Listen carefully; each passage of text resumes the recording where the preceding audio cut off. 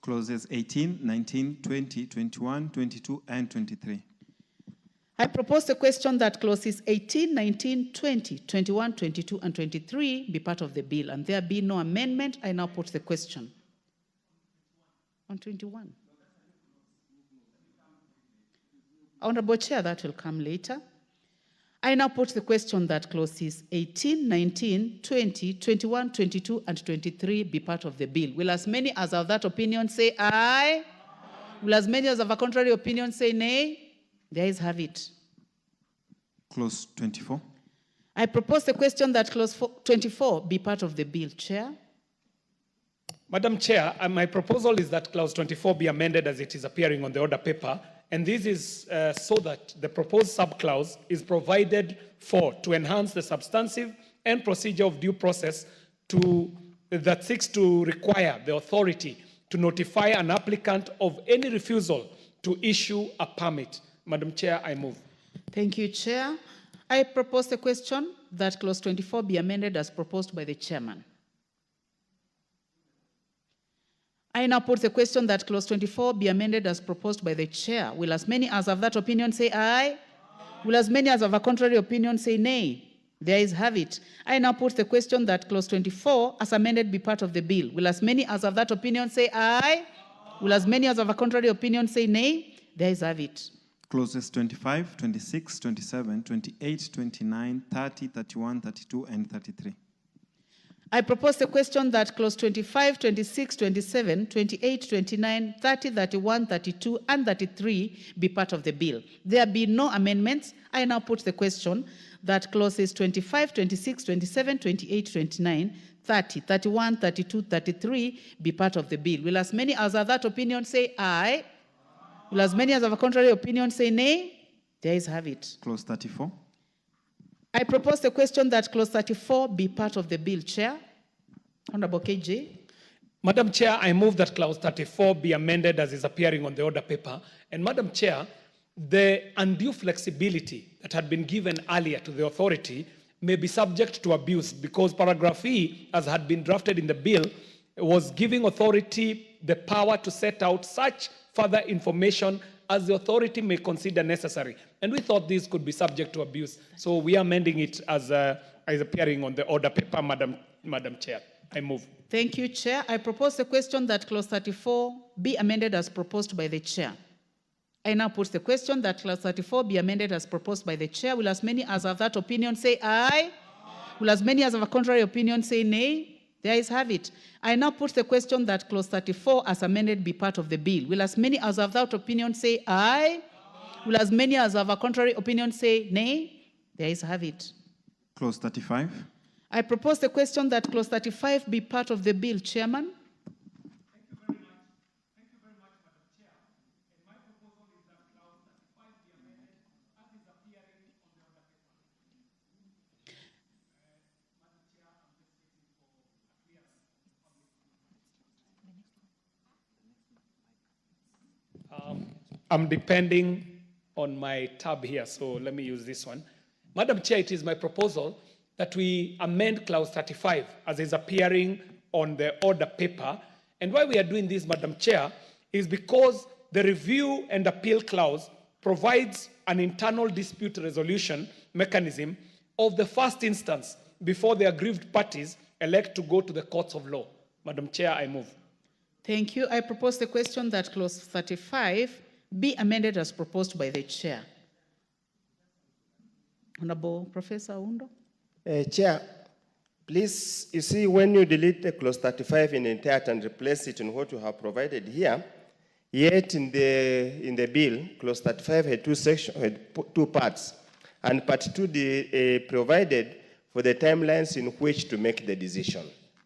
Are there any internal mechanism to ensure, as it has been contemplated here, that that review is made and communicated to the applicant within 30 days of receipt of the request? Thank you, Chair. Chairman. Honorable KJ. Madam Chair, we can retain the timelines, but provide for this remedy, Madam Chair, so that what we are doing is getting rid of of 35.1 is what we are replacing with the amendment, and then we are able to retain 2 so that we keep the timelines as within 30 days of receipt of request. And thank you very much, Daktari.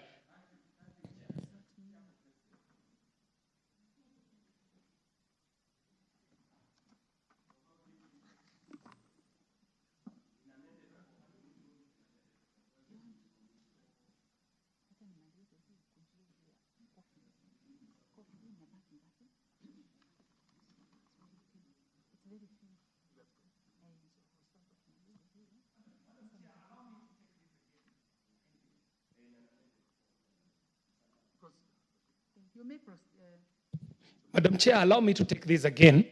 You may proceed. With a fine rereading, and I would want to ask Professor Oundo to walk with me here.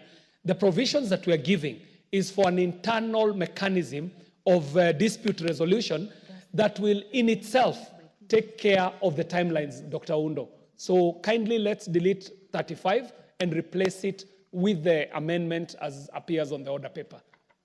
Now I now put the question that clause 35 be amended as proposed by the chair. Will as many as are of that opinion say aye? Will as many as have a contrary opinion say nay? The ayes have it. I now put the question that clause 35 as amended be part of the bill. Will as many as have that opinion say aye? Will as many as have a contrary opinion say nay? The ayes have it. Clauses 36 and 37. I propose the question that clause 36 and 37 be part of the bill, and there be no amendment. I now put the question that clause 36 and 37 be part of the bill. Will as many as have that opinion say aye? Will as many as have a contrary opinion say nay? The ayes have it. Clause 38. I propose the question that clause 38 be part of the bill. Chairman. Madam Chair, it is my proposal that clause 38 be amended as it is appearing on the order paper. This proposed amendment provides a useful sanction in restricting an activity as an enforcement measure for violation, which may have been inadvertently omitted in the bill. Madam Chair, I do move. Thank you, Chair. I propose the question that clause 38 be amended as proposed by the chair.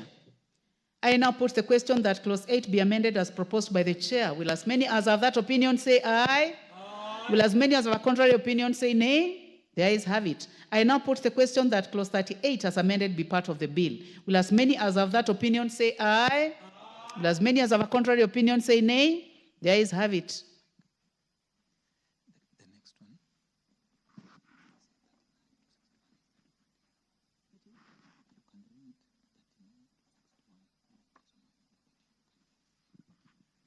Clauses 39, 40, 41, 42, 43, 44, 45, 46, 47, 48, 49, 50, 51, 52, 53, 54, 55, 56, 57, 58, 59, 60, and 61.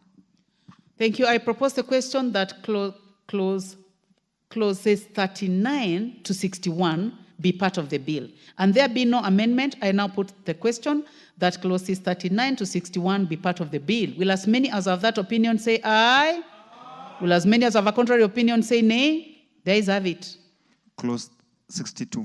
I propose the question that clause 62 be part of the bill. Chairman. Madam Chair, allow me to move that clause 62 be amended as it appearing on the order paper. And the proposed amendment is seeking to clarify that the subclauses 1 and 2 are distinct and severable in terms of providing for the incentives that extend to the Technopolis.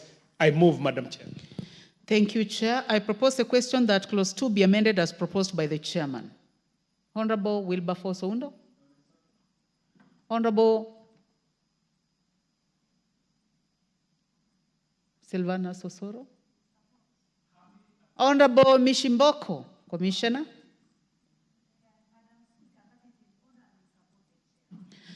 Thank you. I now put the question that clause 62 be amended as proposed by the chair. Will as many as have that opinion say aye?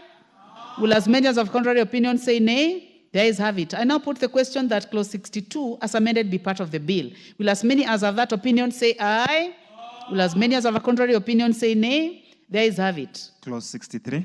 I propose the question that clause 63 be part of the bill, and there be no amendment. I now put the question that clause 63 be part of the bill. Will as many as are of that opinion say aye?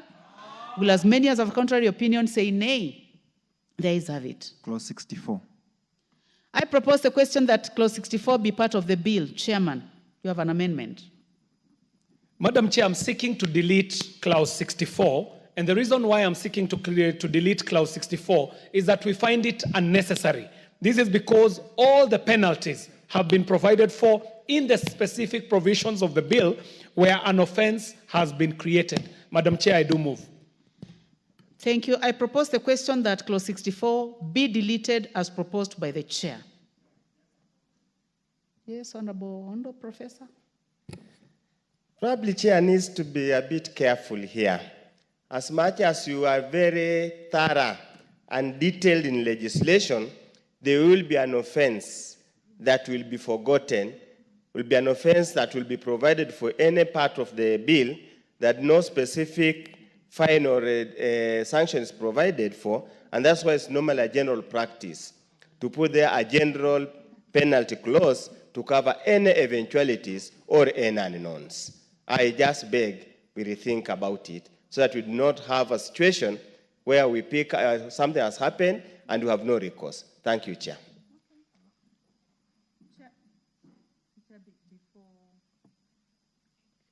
Before we come to you, I'll go to the Honorable Gishimo. Member for Gishogo. 142. Yeah, we are trying to trace you. We'll get you right now. Thank you, Honorable Chair. I think I support the chair, since where a penalty, where an offense or where there is an offense, it has to be prescribed in the law, and there's no need of legislating in vain. And if there are offenses that may not be covered under the Act, then there will also be an opportunity by the CS to do regulations and provide for more penalties. So I believe he is in order to delete a provision that is already in the Act in vain. Good. Honorable Zamzam. I also want to support Mr. Chair, given that the penalty is also very harsh, 5 million and 5 years in jail. I think maybe we can replace with something that is reasonable, and maybe if you can get in the other laws, then we are good to go. We can delete it. Thank you, Madam Chair. Thank you. The Honorable Dr. Mutunga. Chair, bearing in mind that, as Chairman has said, they were very thorough. They have looked through the bill intensively, and they are sure that all the penalties have been provided for. I think it will be in order to delete. Thank you very much. Then lastly, the chair, can we proceed? Madam Chair, we did take time. We burnt the midnight oil to give provisions for offenses that may occur.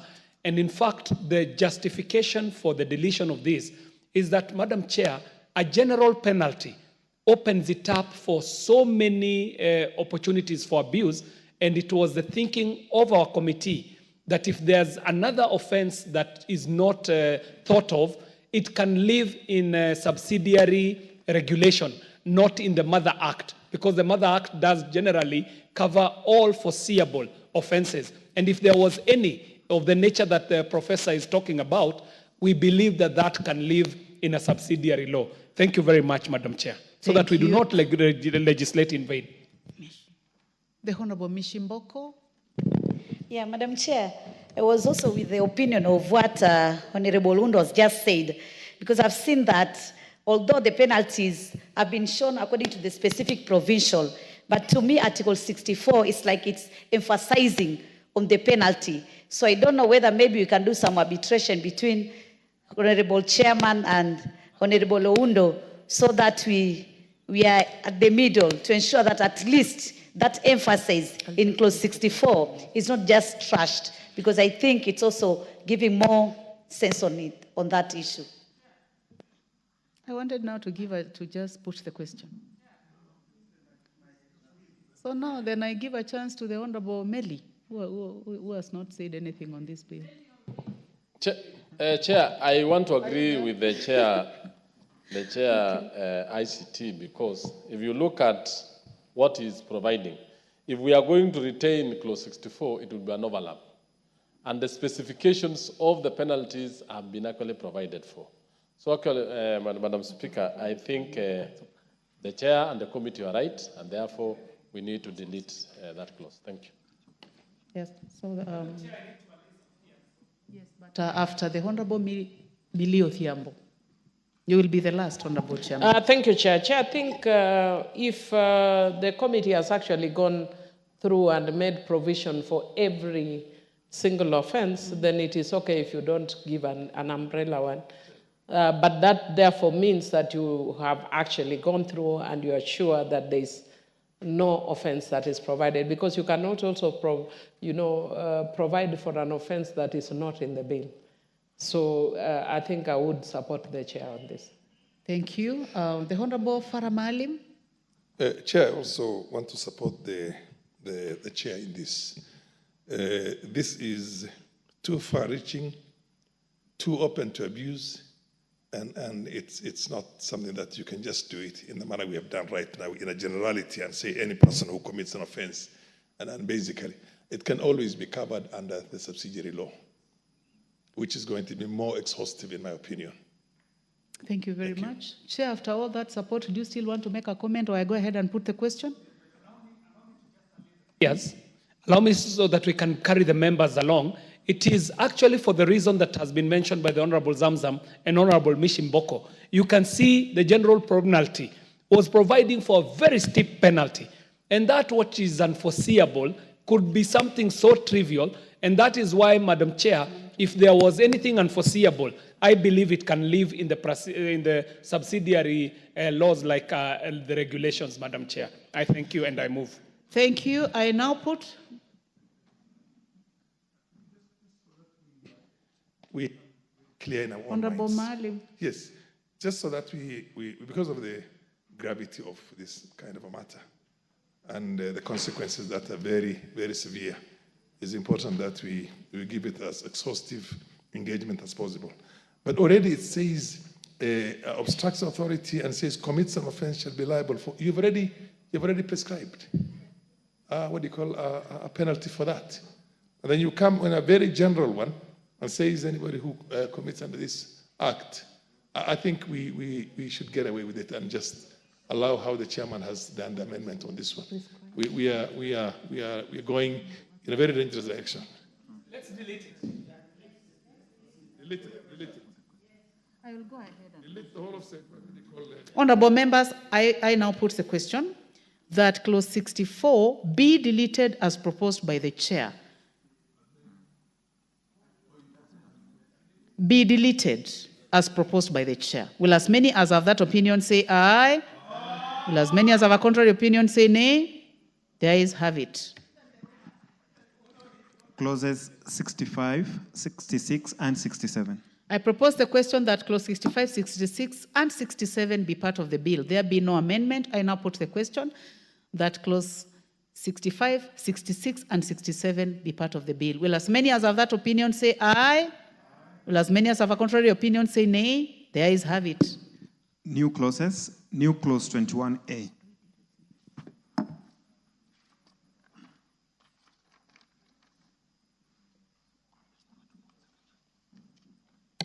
I call upon the mover now to move second reading for this new clause. Madam Chair, allow me, because this is a new clause, to read it in its entirety. I am proposing that the bill may be amended by inserting the following new clause immediately after clause 21, and this is a clause on the Museum of Science and Technology in a Technopolis. Madam Chair, it should now read as 21A. The authority shall establish and manage a museum. Madam Chair, kindly protect me or provide for...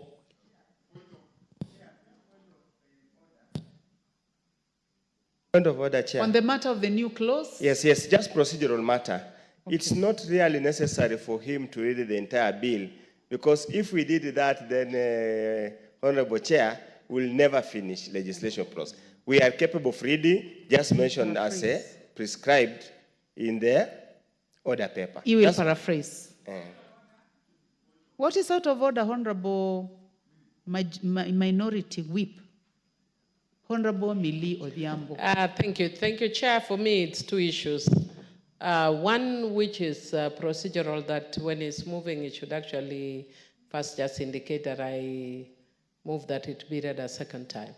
Before then he explains. But secondly, even though it's a bit preemptive, I think because you want to set up a museum, I think the House has spoken to this issue because that makes it a money bill.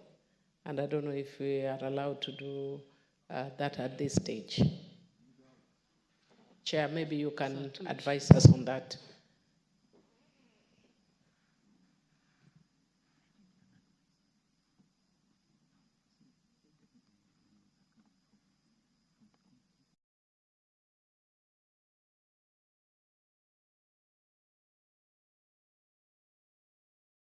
They have gone through the office of the Speaker and they have been brought to the Committee of the Whole House.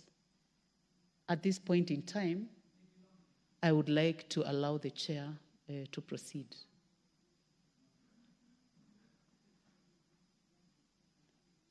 Madam Chair, the amendment here is to bring in this. And Madam Chair, I do propose that the bill be amended by inserting the new clause immediately after clause 21 as it is appearing on the order paper, Madam Chair. Okay. I now propose the question that new clause 21A be now read a second time. Any interest in this? Honorable Oundo? Honorable? Chair, I sincerely and heartily support, even though Minority Whip has raised a constitutional issue that rests somewhere else, but I sincerely support. And as I support, Honorable Speaker, I remember I was taken to a tour of Houston Space Museum in Texas, somewhere in the US, and I was mesmerized, truly mesmerized. And I just hope, it took me to science. But I would really see the way it is said, Honorable Chair, is at the discretion of the authority. The authority may. Can it make, because again, in this House, I think we had a motion that called for the establishment of a science museum, which I think, if I'm not so sure it has been adopted or not, can we make it mandatory? Because may is discretionary, it might never happen or it might happen. I was just wondering, probably you had a good reason why you chose to use the word may instead of just establish. Chairman, what is your comment on that? Madam Chair, it is actually not may. And I know the Wakilis here can tell us the difference between may and shall. Shall obligates, and may is as what Professor is saying. And the proposal, and that's why I was reading it, Madam Chair, but the proposal is that the authority shall establish and manage a museum of science and technology in a technopolis. So it is shall. We need to confirm whether that is the position.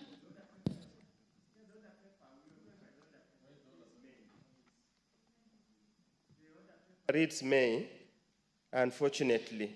I'm going to give a chance to the chair to consult 2 minutes. Please, the other paper reads may.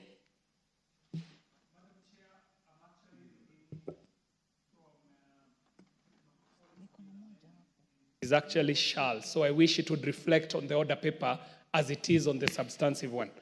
It is. Huh? So then I will give you time for that to be corrected. 2 minutes. Okay, let me.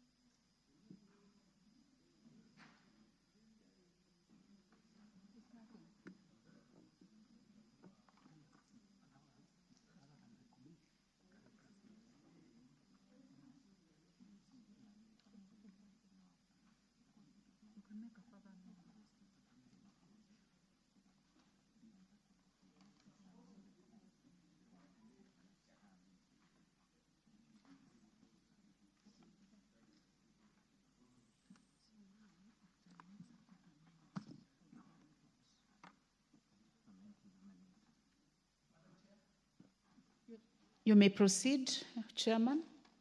Madam Chair, I thank you for the magnanimity, and thank you very much, members. And what I will do, Madam Chair, for us to be able to have a tidy process, allow me to move it as further amended, so that it reads that the authority shall establish and manage a museum of science and technology in a technopolis. And in that way, it even covers what the Honorable Professor Undo is saying. Madam Chair, I propose to move as further amended.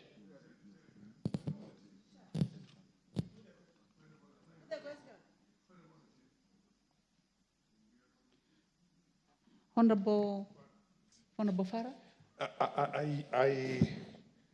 I want to concur with Honorable Millie Mabona. If it's definitely going to involve additional resources or resources for putting up that thing. And I think it's easy for anybody who is a busybody to contest that. And in any case, the shall itself on matters of developmental, which is a progressive thing, even if you put it shall, then determine when will that shall be. Is it immediately established, or 2 years down the line, or 3 years down the line? And I think, in my opinion, we have to amend it a bit further. If you want to retain the shall, then you have to say at the, you put certain appropriation, a certain appropriate. You must be conscious of the fact that those resources cannot be available instantaneously. And if you put it shall, so if you leave it to May, then of course it's there. You can put it in the programs and also in the development plan for this technopoly or polis. It is a money bill, but this is an additional. Noted. I think you have made your point. Honorable members, I would like to appreciate that it takes a process for the bill to get where we are. And honorable members, I would like to take note of what the chair of the committee has said, and I'll go ahead and put the question. Honorable members, I put the question that clause 21 be amended as proposed be further amended as proposed by the chair. Will as many as have that opinion say aye? Will as many as have a contrary opinion say nay? There is have it. I now propose the question that clause 21A be part of the bill. Will as many as have that opinion say aye? Will as many as have a contrary opinion say nay? There is have it. New clause 68. I now call upon the chair to move the second reading. Madam Chair, I move that clause 68 now appear as further amended. Madam Chair, I do move. 68, right? Madam Chair, the second reading. Yes, I do move that clause 68 be amended as appear in the bill. Be read a second time, Chair. Madam Chair, I do move that clause 68 be read a second time. I propose the question that new clause 68 be now read a second time. Will as many as have that opinion say aye? Will as many as have a contrary opinion say nay? There is have it. I now propose the question that new clause 68 be part of the bill. Will as many as have that opinion say aye? Will as many as have a contrary opinion say nay? There is have it. Schedules, first and second schedule.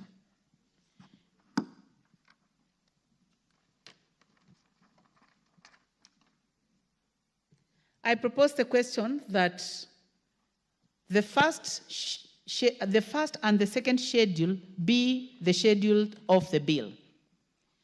Will as many as have that opinion say aye? Will as many as have a contrary opinion say nay? There is have it. I now put the question that first and second schedule be the schedule of the bill. Will as many as have that opinion say aye? Will as many as have a contrary opinion say nay? The ayes have it. Clause 2. I propose the question that clause 2 be part of the bill. Chairman, you have an amendment. Madam Chair, I'm moving to amend clause 2 as is appearing on the order paper. And why we are doing this, Madam Chair, is because the Technopolis bill will also be establishing a science museum, and therefore it is important to define the term museum. The amendment seeks to provide for the establishment of a science museum in a Technopolis, and the science museum will serve as a hub and an interactive space where Kenyans can appreciate the advancements in science and technology. The museum will also provide an avenue for recognizing the role of science and indigenous technologies, Madam Chair, and Kenya's contribution, and indeed Africa's contribution to the development of science, technology, and innovation. Madam Chair, I do move. Thank you. I propose the question that clause 2 be amended as proposed by the chair. Honorable Wilberforce Oundo. Chair, I'm not so sure the definition of Technopolis, especially the last part that says and includes the Konza Technopolis. I thought Konza Technopolis, just like any Technopolis, would apply to be registered as Technopolis. Why are you, from the very first instance, safeguarding or protecting it in the Act? Would you just leave it? And I hear very tough words here, sophisticated, cutting edge. Good. Chairman? Madam Chair, there is very good reason why we are doing this. Is because while this bill seeks to set up many more technopolises around the country, Konza Technopolis already exists, and it also exists under the Konza Technopolis Development Authority, which we are retiring with this bill, so that Konza Technopolis does not hang nowhere. It is why the Konza Technopolis is singled out and mentioned in this instance. Thank you very much, Madam Chair. So, honorable members, I proceed to put the question. I now put the question that clause 2 be amended as proposed by the chair. Will as many as have that opinion say aye? Aye. Will as many as have a contrary opinion say nay? The ayes have it. I now put the question that clause 2 as amended be part of the bill. Will as many as are of that opinion say aye? Aye. Will as many as have a contrary opinion say nay? The ayes have it. Title. I propose the question that the long title be the title of the bill. Chairman? Madam Chair, I'm rising to propose that the long title of this bill be amended by inserting the word establishment immediately after the words a framework for the. And the reason for this, Madam Chair, is because this addition of the word establishment in the long title of the bill seeks to enhance the clarity that the bill seeks to guide on the establishment of technopolises. Thank you very much, Madam Chair. Thank you. I put the question that the long title be amended as proposed by the chair. I now put the question. I now put the question that the long title be amended as proposed by the chair. Will as many as have that opinion say aye? Aye. Will as many as have a contrary opinion say nay? The ayes have it. I now put the question that the long title as amended be part of the bill. Will as many as have that opinion say aye? Aye. Will as many as have a contrary opinion say nay? The ayes have it. Clause 1. I propose the question that clause 1 be part of the bill. And there be no amendment, I now put the question that clause 1 be part of the bill. Will as many as are of that opinion say aye? Aye. Will as many as have a contrary opinion say nay? The ayes have it.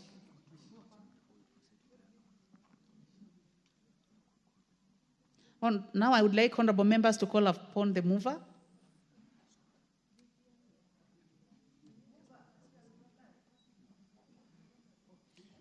Thank you very much, Honorable Speaker. Honorable Speaker, Honorable Chairperson, I beg to move that the committee do report to the House its consideration of the Technopolis Bill, the National Assembly Bill number 6 of 2024, and its approval thereof with amendments.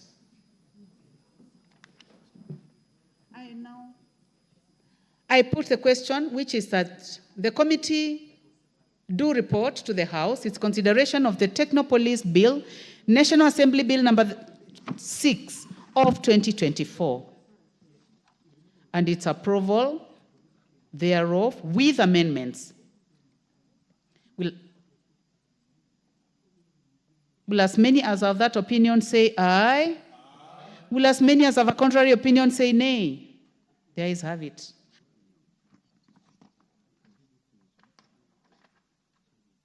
Honorable members, now we have finished the Technopolis Bill, National Assembly Bill number 6 of 2024. And we are now going to move to the Coffee Bill, Senate Bill number 10 of 2023, by the Majority Leader as a co-sponsor.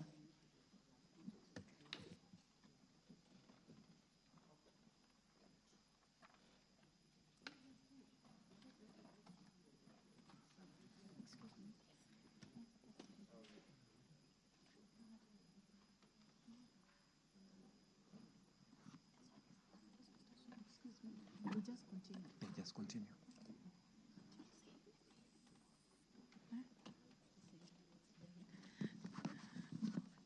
Thank you, honorable members, for your patience. Honorable members, now we are starting the Coffee Bill, Senate Bill number 10 of 2023.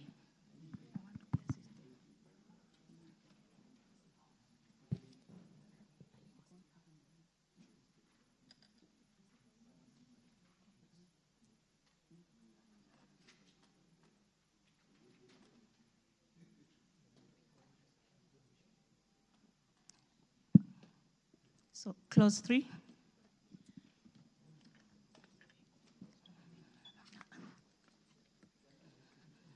Thank you, honorable members. I propose the question that clause 3 be part of the bill. This clause has an amendment, honorable chair. Honorable chair, do we give you some time to reorganize yourselves? Yes, the chair, agriculture.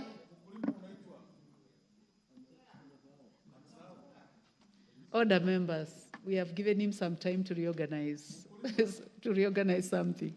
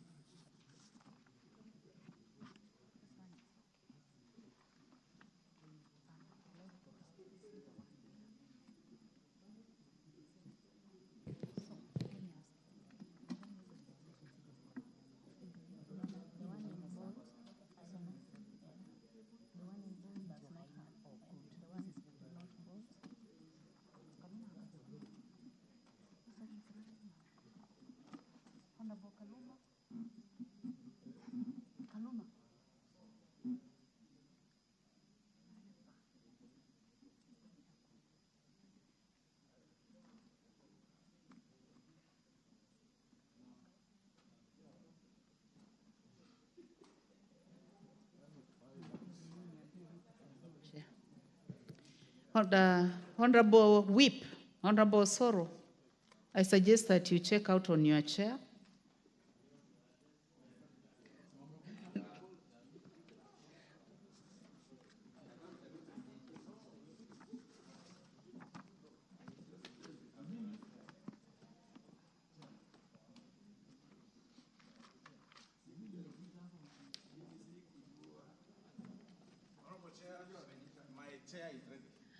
Okay, thank you. So I propose the question that clause 3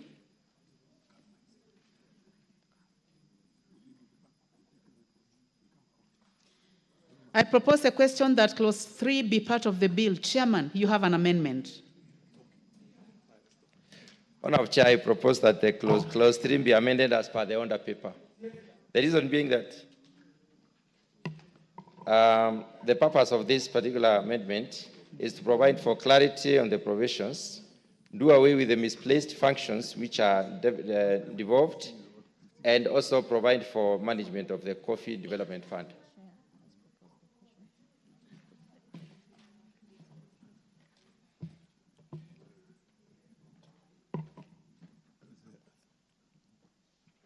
Honorable members, I propose the question that clause 3 be amended as proposed. Well, yeah, proceed, Honorable. Chair, I thank you for this. I really want to have the chair to come out clearly, especially on the issue of why he's saying that what is devolved and what is not devolved, so that we are clear on this particular thing, because the amendment in 3 is not clause 3A, more specifically, so that we get to know what's happening. Yes, the Honorable Ishimo. Chair, I support these amendments because they are actually giving clarity. If you look at clause 3F, promote evidence as per the original bill, promotes evidence-based coffee research. You know, that's a bit ambiguous, but when the committee proposes that promotion of coffee research and training for the development of the coffee sector, that is very clear. But the evidence-based might also call for other factors to provide or to give that evidence, which is not necessary. So I support. Anybody else? The Honorable Muchomba. Thank you, Chair. I rise to just support the Chairman's proposal. It is imperative that we get to know the details that you make, to put details that you make the processes of making sure we get quality coffee in place. So I support what the Chairman is proposing, and I'm excited that we are now debating coffee bill. Fair enough. There have been no any other member interested in this. I now put the question that clause 3 be amended as proposed. As many of that opinion say aye. Aye. As many of the contrary opinion say nay. The ayes have it. I now put the question that clause 3 be amended, as amended, be part of the bill. As many of that opinion say aye. Aye. As many of the contrary opinion say nay. The ayes have it. Clauses 4 and 5. I propose the question that clauses 4 and 5 be part of the bill.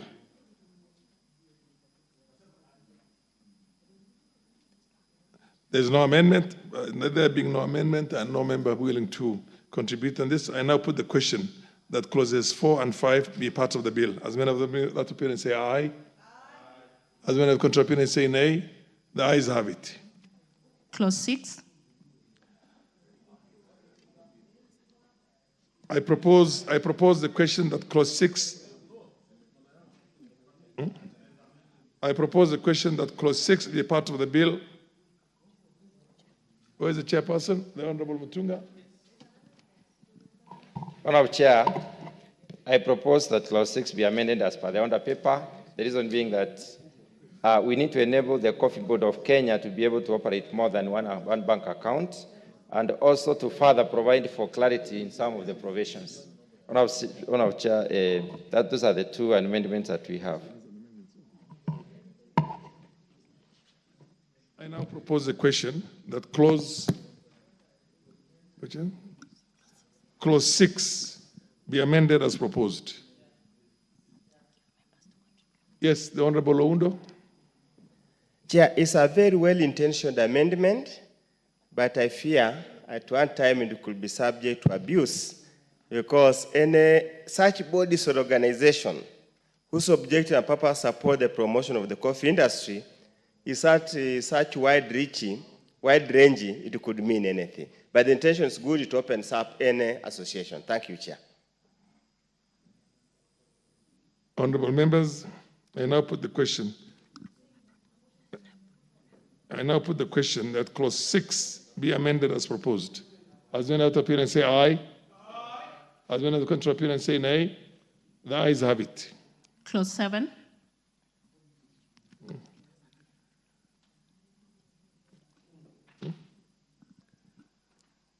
I now put the question that clause 6 as amended be part of the bill. As many of that appear and say aye. As many of the contrary appear and say nay. The ayes have it. Clause 7. I propose the question that clause 7 be part of the bill.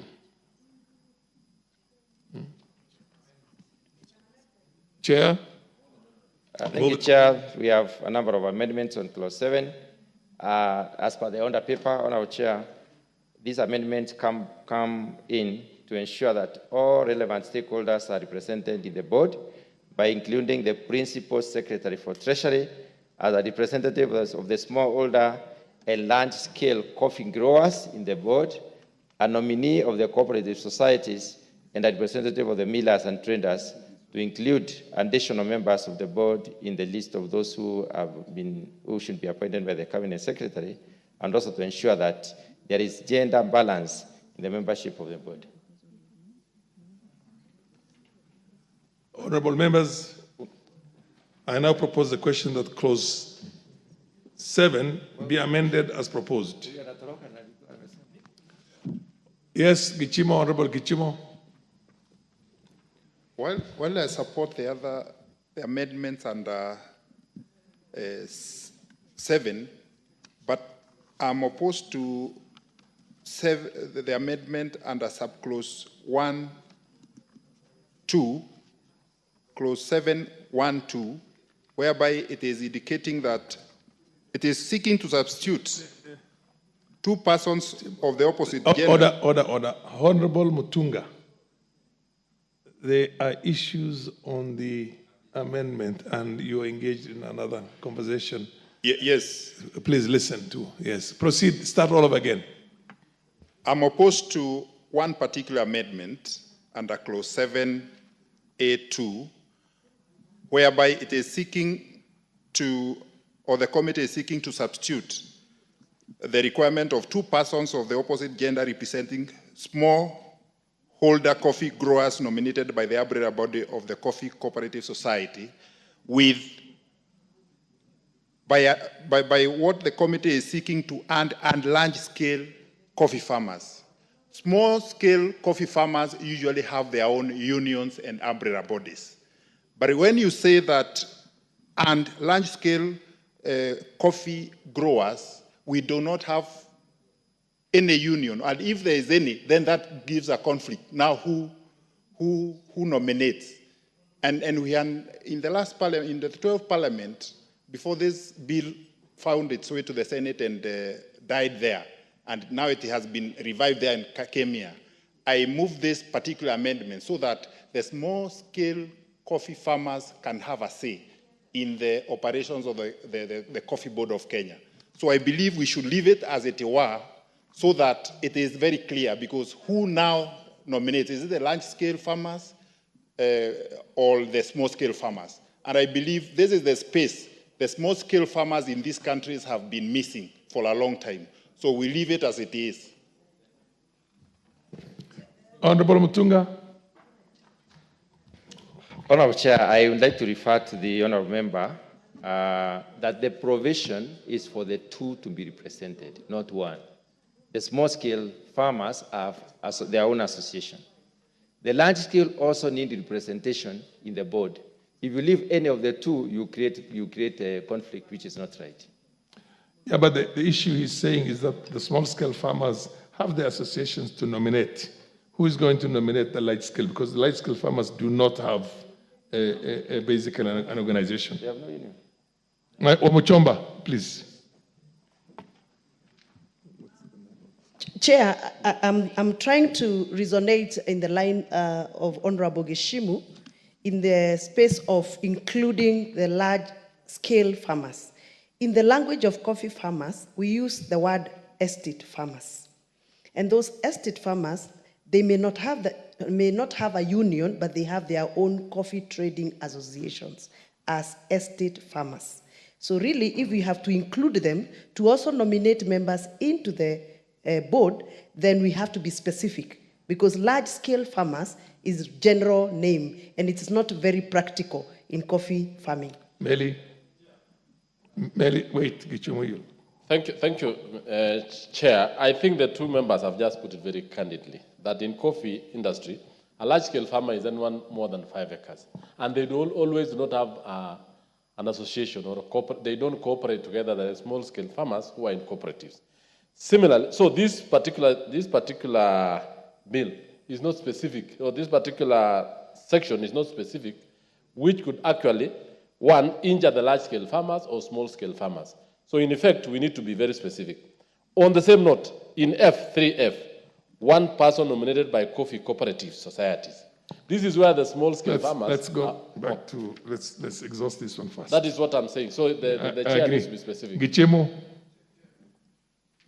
Chair, the large-scale farmers are normally the estate For the benefit of those of us who are not well versed with that, can you be a large-scale farmer without being an estate farmer? No. And the estate farmers have already been covered under clause 7F as it is now. One person nominated by the largest association of estate growers. So that one is already covered. So we need to leave FE as it is for the small-scale farmers also to have some good space in the management of the coffee in this country. Anybody who wants to contribute on the same, just to make it clearer for us? Yes, Meli, go on. Omochomba, I'll come to you. Yes, Omochomba. So just to assist our chair, we are trying to say that looks like there is double entry for the large-scale farmers. Mm-hmm. Some defined in your bill, Chair, as estate growers and then as large-scale farmers. So that's a double entry. So we are proposing that we leave it as it was.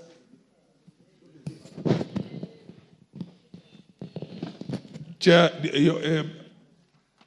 you want to say something? Put some clarity on that further.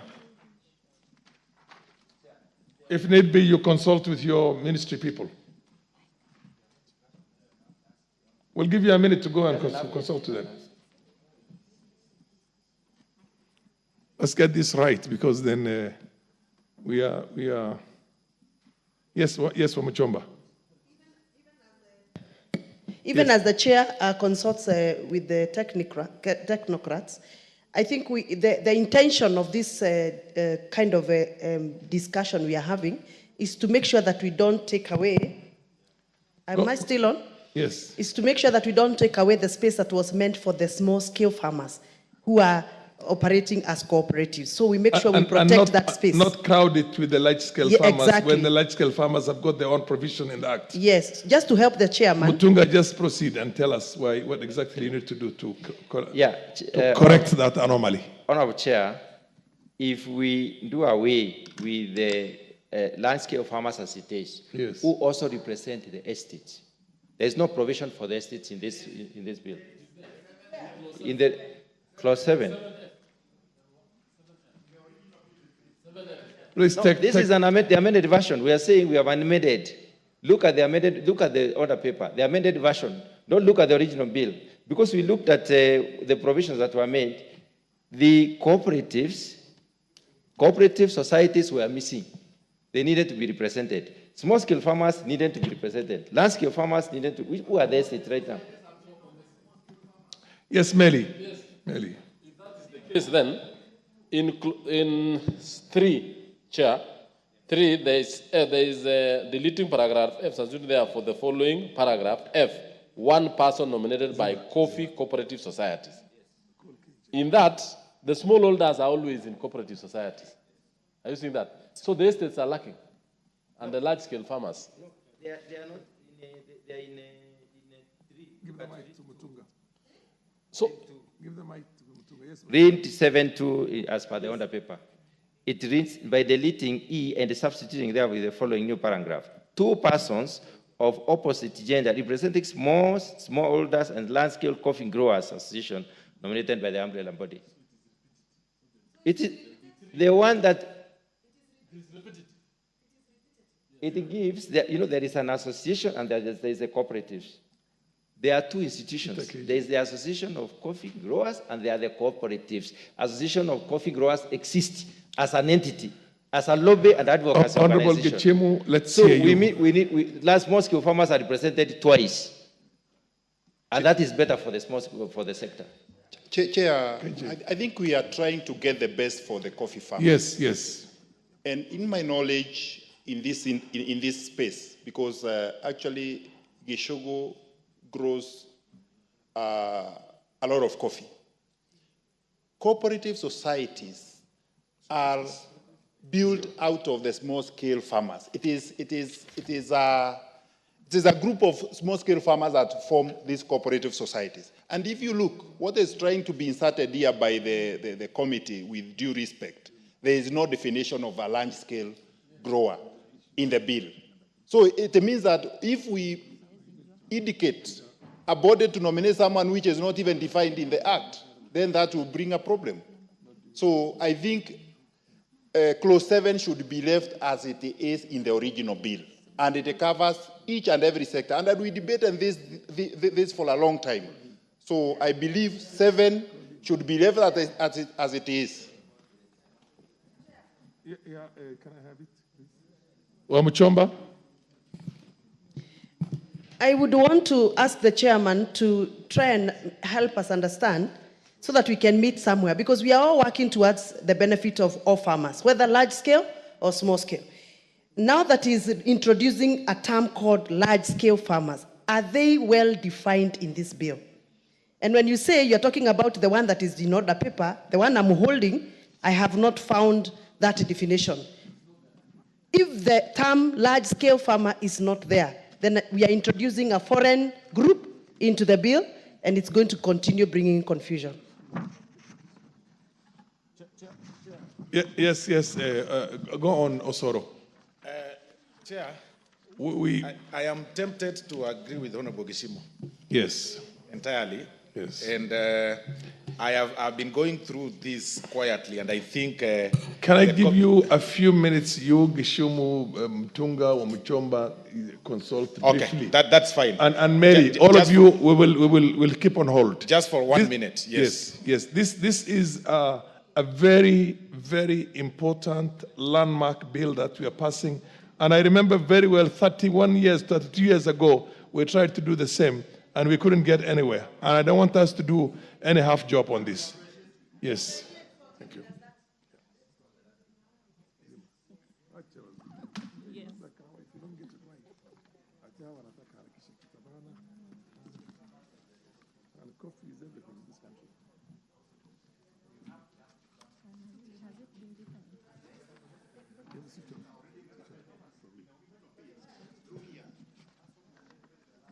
KJ, I suggest in your own wisdom you participate in this small consultation.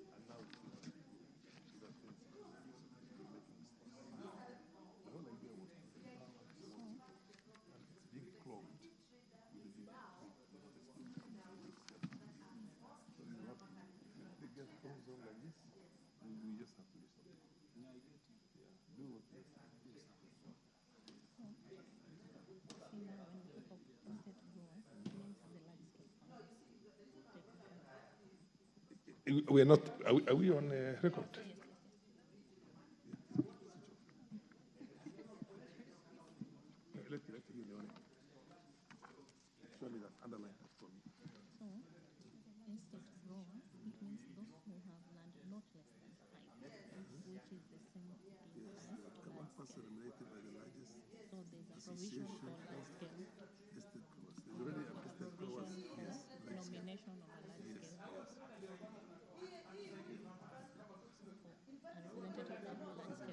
So then why do we have to have another one again?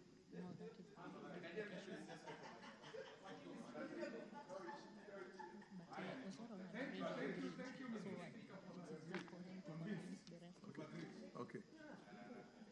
Okay, well, Mutunga, I hope you now move the agreed version of the amendment. Okay, Honorable Chair, we have agreed that we stick to the old bill. Yes. We drop the amendments by the committee. So that was So clause 7 clause 7. is not amended. Okay. Passes unamended. I now propose the question that clause 7 be part of the bill. I now put the question that clause 7 be part of the bill. As many of the opinions say aye, as many of the contrary opinions say nay, the ayes have it. Clause 8. I now propose the question that clause 8 be part of the bill. Mover, move the amendment of clause 8. Clause 8, I move that clause 8 be amended. But be amended as per the order paper, but be further amended. I don't know whether that is correct.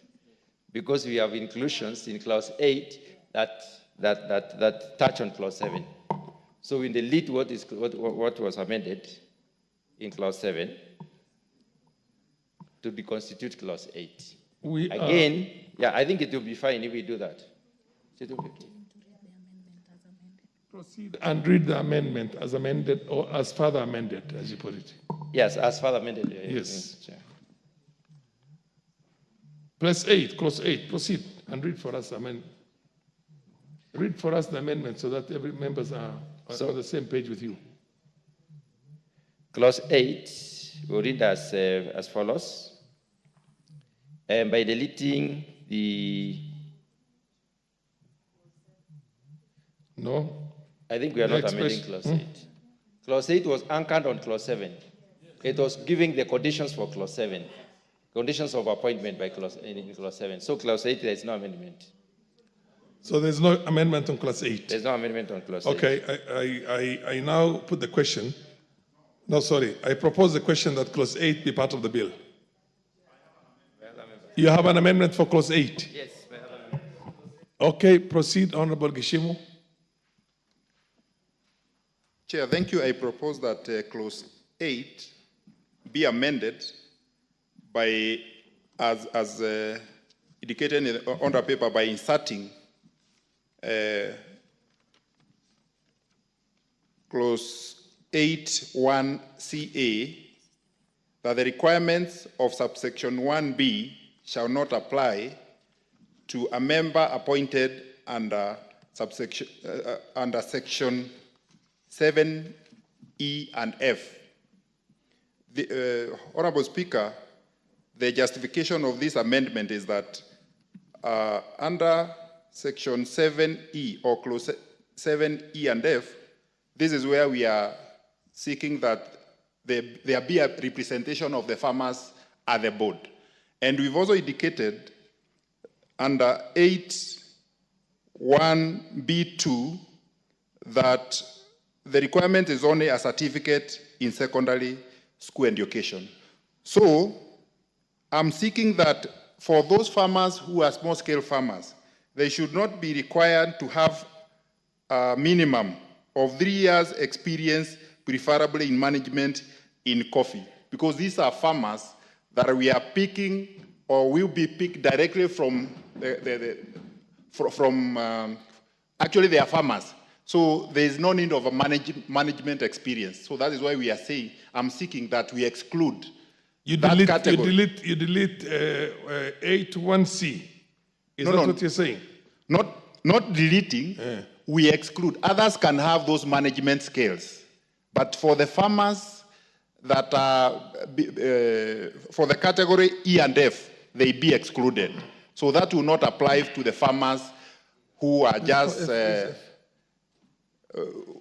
who are actually being appointed by other farmers to represent them. There's no point of having them, requiring them to have those management skills. Yes, Honorable Osoro.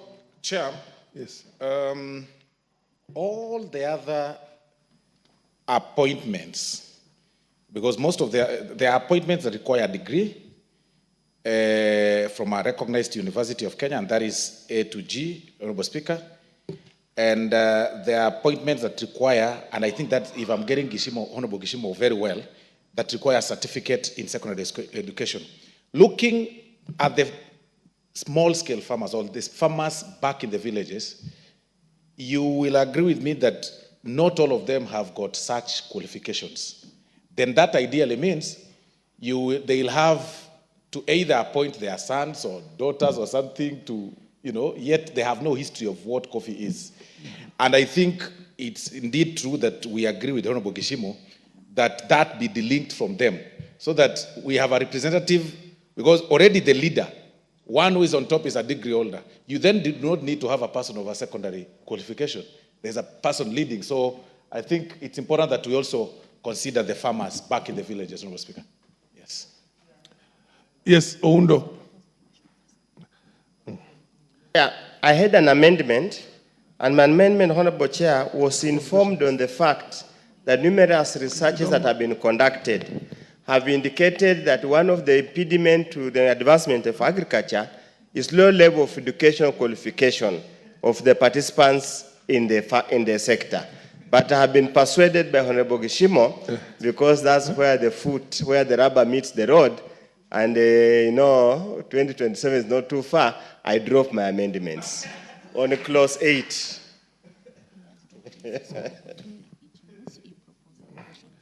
I propose the question that clause 8 be amended as proposed. Now, I put the question that clause 8 be amended as proposed. As many of that opinion say aye. As many of the contrary opinion say aye. The ayes have it. I now put the question that clause 8 as amended be part of the bill. As many of the opinion say aye. As many of the contrary opinion say nay. The ayes have it. I just a little bit of guidance on this so that you can get it right. When it says that a part of the qualification is has at least 3 years experience, preferably in the management of the coffee sector. If somebody has been managing a small 1-acre farm or 2 acres farm, is that also considered as the right experience? Can we yes, from Chomba. Chair, in as much as we want to have an all-inclusive sector in the coffee industry, please,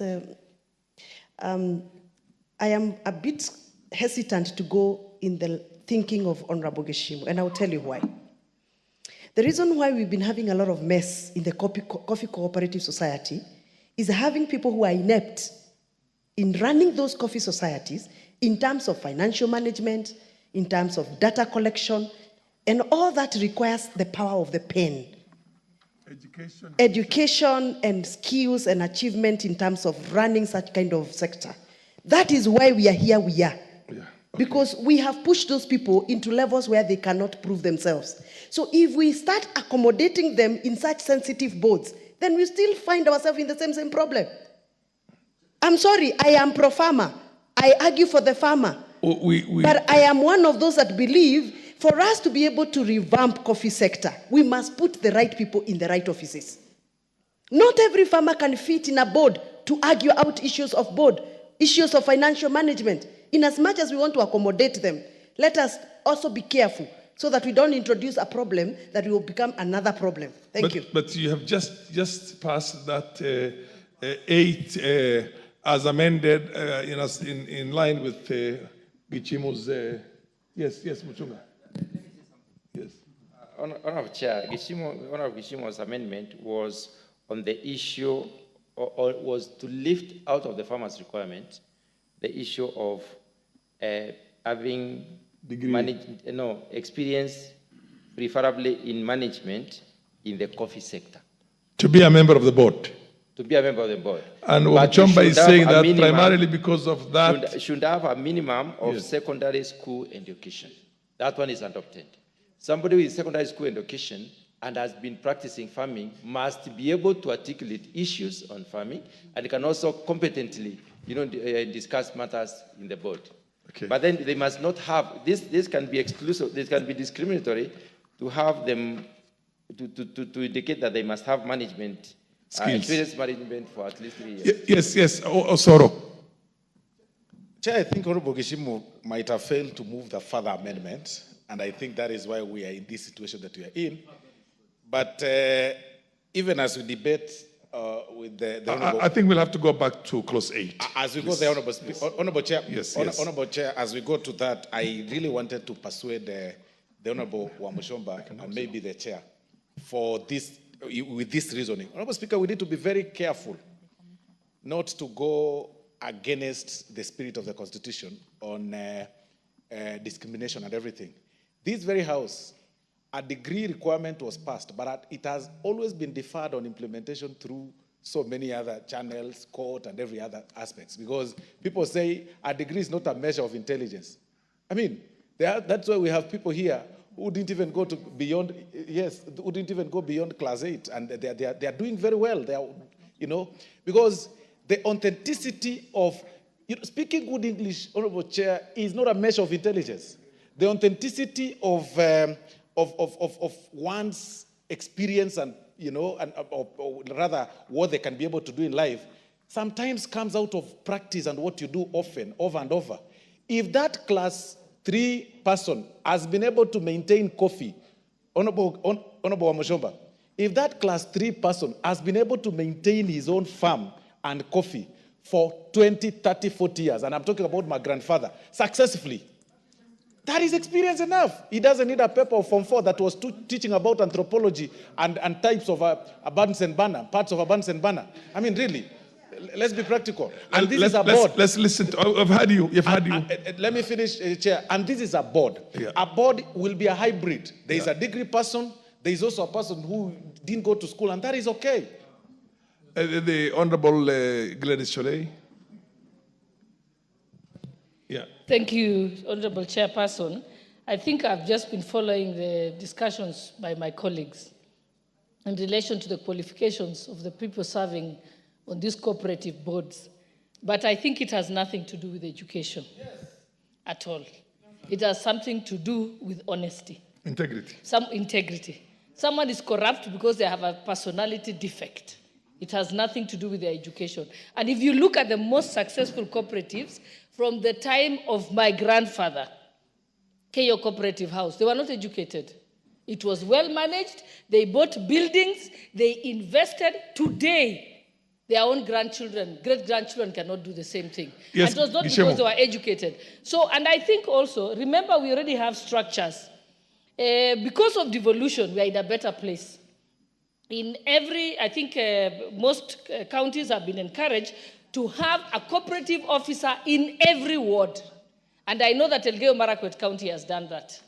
That's one of the counties you can say has done that. So if they have those cooperative officers, and then they also have the CEC cooperatives at the county, and then they also have the commissioner cooperatives for the county who reports to the Ministry of Cooperatives here in Nairobi, those are the ones who are supposed to be supervising and interrogating the books.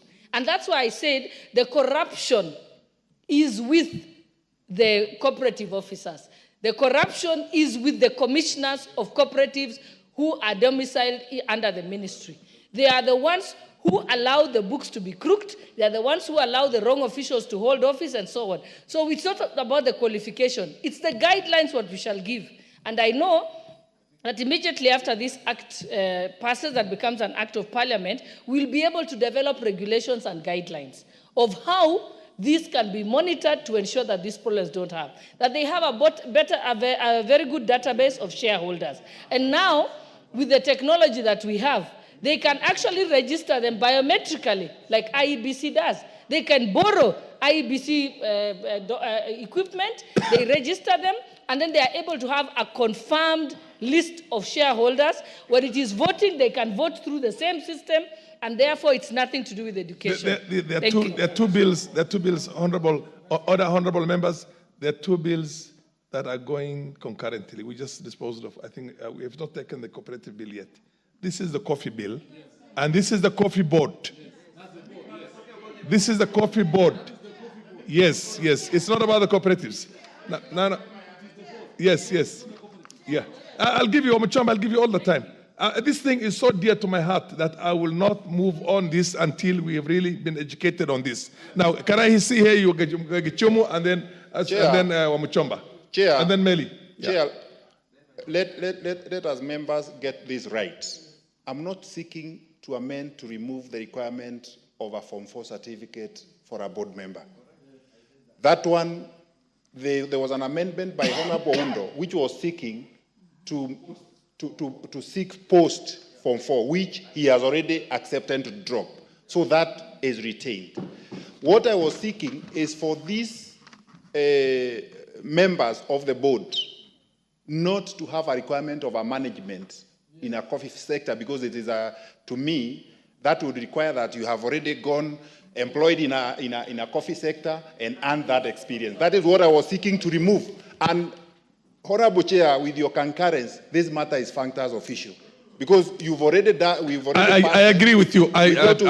I've taken this liberty myself to allow this ventilating, but of course then I'll give a ruling on exactly how we continue. You can only change this in the recommittal, but it's fair that we listen to every member because of the sensitivity and basically the strategic location of coffee farming in this country. Yes, Omuchamba, and then you come back to Mary. Allow me now to speak as a farmer. Yeah. As I argue out this space. We are speaking about a member who is going to be part of Coffee Board of Kenya. What is the function of Coffee Board of Kenya? One of the functions of Coffee Board of Kenya is mandated to make sure that we qualify marketing activities, and therefore you need to be a person that understands grading of coffee, profiling of coffee, and all the technical understanding that is needed for you to be able to propagate and profile your coffee, whether in Kenya or outside Kenya. What kind of a person do you think can sit in that board and effectively represent the interest of farmers? We are not talking about the chairman of a cooperative society. We are speaking about a board member of a national body called Coffee Board of Kenya. So we need people who can be able to ably represent our quality coffee. Thank you very much. So I beseech everybody who is debating this matter to consider and reconsider that the people we are entrusting with Coffee Board of Kenya are not just jokers. They are people who understand what you're talking about. Okay. I think Honorable Omuchamba is well said. It is well said. And in fact, Chair, even the deliberations, even to understand board minutes, even to go into international meetings and forums on coffee, we need people who have actually understand. So I think Honorable Omuchamba just put it very clear. Thank you, Chair. I agree with Honorable Omuchamba because coffee is not sold in the village. Coffee is marketed nationally and internationally. Chair, we need somebody who is well acquainted to all the laws and every other statutory law that allows the marketing of coffee. Thank you, Chair. Finally, Meli, and then we proceed on. Unless Mutunga was, you have spoken. Now, it is as, yes, Mutunga. Honorable Chair, I think this particular clause is bringing in a lot of issues. If we look at the original bill, the original version of the bill, the original version of the bill is very, very clear. This amendment, let's look at the amendment versus the original version of the bill, because the amendment seems to be knocking out 8B. And it therefore seems to be doing away with the, on those two provisions. I'm of the opinion that we stick to the original bill. On that particular issue. Because what the Honorable Gishimo should do is bring in further amendment to only stick to the 8C. That is, exclude 8C to 7E and F. That's what you should be saying. You know, unless it brings further amendment. The problem and the dilemma I have right now Yes. is this business of trying to rush business in the House. No, hang on a minute. Because ideally, if you have to go strictly by the rules, you can only amend this back and go back to the original bill through the committal. But because there is a scanty understanding and we have gotten educated on it, I'm tempted to go back to clause 8.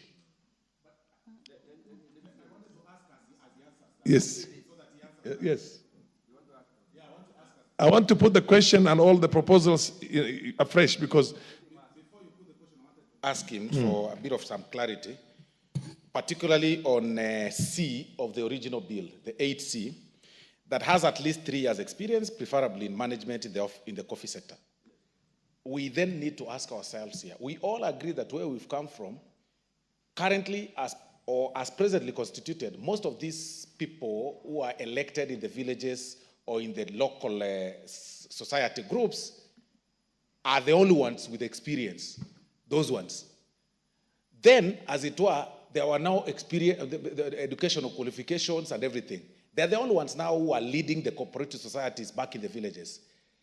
If I am not elected, I didn't manage to get elected. The person who was elected does not have educational qualification, minimum educational qualification.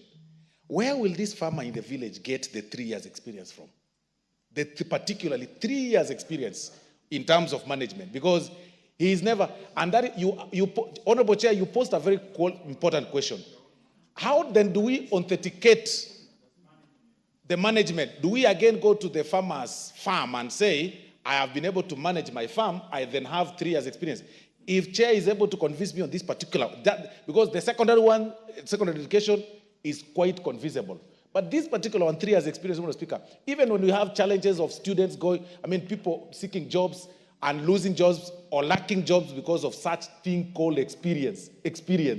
No. And we should how many are the members of the coffee board? How many are the members, Mutunga, of the coffee board? Just educate us on that. 9 members nationally, basically to promote coffee industry and production and everything else and marketing and make us, reap the gold, the black gold. Okay. Chair, we are talking about the board that is called Coffee Board of Kenya. That's what I thought. This is the Coffee Board of Kenya. Yes. So it has absolutely nothing to do with what happens at the village. Absolutely. But let me be very, very, very basic. Assume I have not gone to school. I've gone to school after Form 4. And I have a very successful coffee farm. Do I have experience? Chair, let's look at this particular provision. Order, Honorable Osoro. Let's look at this provision. Order. As at least 3 years experience, preferably in management in the coffee sector. Coffee sector has from coffee seedlings, coffee planting, pulping, management of the selling and so on. It has got a lot. If you have experience in farming, in production of coffee, that's what you bring to the board. So I think we leave it at that. Gishimo, yes. If you convince me. Yes. If I'm convinced. Osoro, Honorable Osoro, order, Honorable Osoro. If I'm convinced. Take your seat. No, okay, you can go and sit to the Honorable Mary, but don't make any loud pronouncements. Chair, I wouldn't have a problem Yes. if the experience that is being sought under the 8C includes farming. I would have no problem with that. But you see, now we have not said what is management in coffee sector. Someone may say that it is management. Honorable Osoro. That needs to be qualified. Yes, so what's the that point of order, Honorable Mary? Chair, Yeah. as a matter of procedure, Yes. I think this House needs to, when we are actually going through these bills, Yes. we must know which clause we are discussing and at whatever level. Honorable Kishimo, yes, is giving us a very good idea.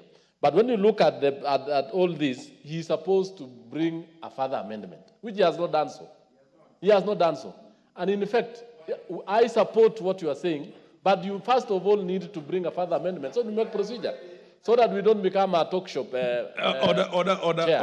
honorable members. Indeed, yes, Honorable Gishimo, you're supposed to bring a further amendment, and if I remember the rules the way they were in the early days, in writing. Am I right? Or you propose it on the floor, yeah? which is Yes, the Funyula MP. Gishimo, give a moment. Yes. Chair, Yes. I think we have ventilated this matter for fairly too long. Yes. And we seem to be like just going around circles. And as Honorable Gishimo had said, we already defunct as official in respect of that clause. Why can't we engage sideways and recommit that particular clause? We go apply our mind over the weekend. When we come back on Tuesday, allowing the procedures allowing, we recommit. Because I was persuaded by him to drop my amendment. But I truly believe an effective board requires some level of education, some level of experience for it to be effective. But if you really want I think to on pick the everybody, overall, the manner in which we transacted this particular clause was a little bit not normal. We rushed it, and I must take certain blame for it also myself. Because here we are now, I think there's, how many members do we have here? And the majority of you are in favor of something different from what the honorable member is proposing. Order. Now, both ways are acceptable. But then let's listen to the chair and Omachomba one last time. I still want to support the chairman's position. Okay. And allow me to speak politics now of coffee. Yes. If we leave this opportunity of nominating somebody into the Coffee Board of Kenya without any of those qualifications that we are asking for, we are just going to open up this position for any politician to be appointed. We are going to make it just any other appointment. And we'll have people who are coming from another sector being appointed politically into that position. So how do we make sure that we safeguard this position to people who have some experience in coffee management? And please remember, we are discussing Coffee Board of Kenya, Mabona, a and national then I'll come back to body. the chairman. Honorable Mabona, yes. Thank you, Chair. Chair, there is no coffee grown in Suba North. But I think Honorable Wunda has actually suggested a better way forward. Otherwise, we'll be talking here forever. This clause can be recommitted. So instead of debating and everybody, if I'm listening to everybody, they seem to be agreeing. I think, Honorable. Yeah, so can it just be recommitted? Honorable Mabona, I think we basically rushed through this thing, and I take part of the blame myself. Because, I mean, the way it was, and Osoro wants us to just say aye, and pass everything. I don't want to live with my conscience to see something that was not properly, exhaustively discussed and debated on and agreed on. So I basically would want to listen to the chairman again. We're getting more educated on all these things, which is not in vain. It's not in vain. Yeah. I would like... This is a debating house. Yes. This is a house of talking. You get paid for talking. Yes. So nobody should have a problem in us taking a long time talking. Proceed. Yes. Chair, I would like to pick from what Honorable Mchomba said.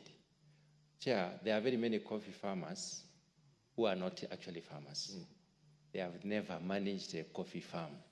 They have never managed processing or anything. Let us take the literal meaning of management And I have the literal meaning of management, and I would like to read it. Chair, management can be defined as the process of getting the work done or tasks done that is required for achieving the goals of an organization in an efficient and effective manner. If you have been running your farm in a very efficient and effective manner, producing coffee progressively, like a farmer I know, who is producing 30 kilos from a tree, Chair, I think you have experience in management. So we don't want anybody who has a coffee farm to vie for a position in the Coffee Board of Kenya. We want somebody who has experience in managing coffee at one point at one of the segments of the value chain. So I all think the way to the international markets. Because there will be experts in the others, among the others who are appointed to the board. If we have somebody who is clear on production of coffee, that is somebody who has management experience in production of coffee. And that is why we are saying the two farmer representatives be captured as such. Yes, Honorable Gishimu. Chair, I would have no problem. That was my concern. Then, as we go along, then the chair needs to move another amendment to define what is management in coffee sector, so that now we'll be able to cover the farmer. Thank you. Any other? Omochomba, you still have something to say on this? Okay. I am in agreement that we go the direction of the chair and also accommodate the request of Honorable Gishimu. You're okay with Honorable Gishimu that? No, so what do I do now? Because the amendment has not, I don't have that amendment to accommodate what you want. We take the bill as it is, and then he comes up with a further amendment. Unless the recommittal, yes. Yes. Yeah, if he recommits, yes. Now also bring the other amendment. Yes. I will abide with that. Okay. Now, this was clause 8, yeah? So we know. Where we? Yeah. No.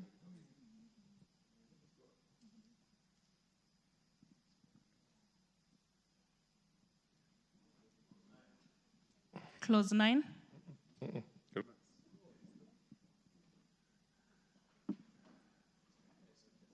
You are going to seek a recommittal for this, yeah? Yeah, I'll have to bring a recommittal for clause 8. You're going to seek a recommittal for clause 8 and also accommodate what you call the emotional, I must say, emotional sentiments of Honorable Gishimu, because he's got his heart in the coffee sector and really wants to protect the small farmers. So you're going to bring that one up? Yeah, Chair, I will recommend. Without taking away our global competitive edge and in bringing in good people, whatever you want it as you put it, Chair, but at the same time you have, okay, then proceed to. Chair, I will recommit clause 8. Yes. So that we capture the spirit of the discussions. Absolutely, absolutely. Now let me go to clause 9. Where's clause 9? Okay. Clause 9. I propose the question that clause 9 be part of the bill. Mover, Chair. Clause 9, Chair, has been affected by the changes in clause 7 and 8. Therefore, we retain what is in the bill. Okay. I propose that. I now propose the question that. I propose the question that clause 9 be part of the bill. I now put the question that clause 9 be part of the bill. As many of the opinion say aye. As many of the contrary opinion say nay. The ayes have it. Clause 10. I propose the question that clause 10 be part of the bill. Yes, Omuchomba. I saw you put on the light. Oh, there's no amendment. And I now put the question that clause 10 be part of the bill. As many of the opinion say aye. As many of the opinion say aye. As many of the contrary opinion say nay. The ayes have it. Clause 11. I propose the question that clause 11 be part of the bill. Mover, Chairman. Honorable Chair, I propose that clause 7 be amended as per the under paper. The reason being that we need to provide for ease of access of information collated and maintained by the board to ensure that research is used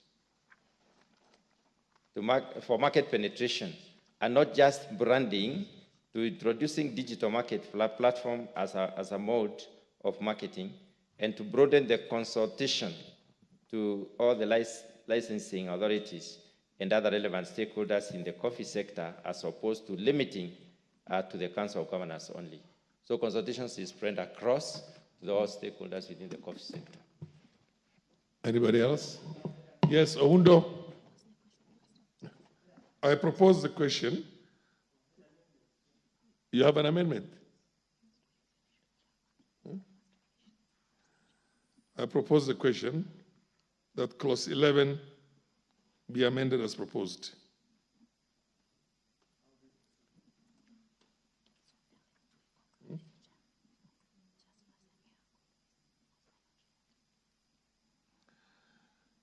The chair, the amendments of the chair do not conflict with yours in any way. So let's first of all dispose of the one of the chair. I propose the question that clause 11 be amended. I propose the question clause 11 be amended as proposed. If there's nobody on that, I put the question that clause 11 be amended as proposed. As many of the opinion say aye. As many of the contrary opinion say nay. The ayes have it. Yes, Oundo, go to your... Chair, I propose that clause 11 be amended as indicated in the order paper, and basically, Honorable Chair, the amendment affects paragraph J, and all we are saying, instead of the word Kenya Bureau of Standards, let's use the term, the wording, a body mandated by our national legislation to set standards.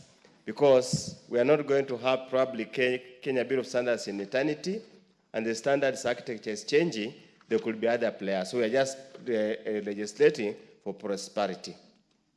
Posterity, so to speak, posterity. Posterity. Honorable Mutunga?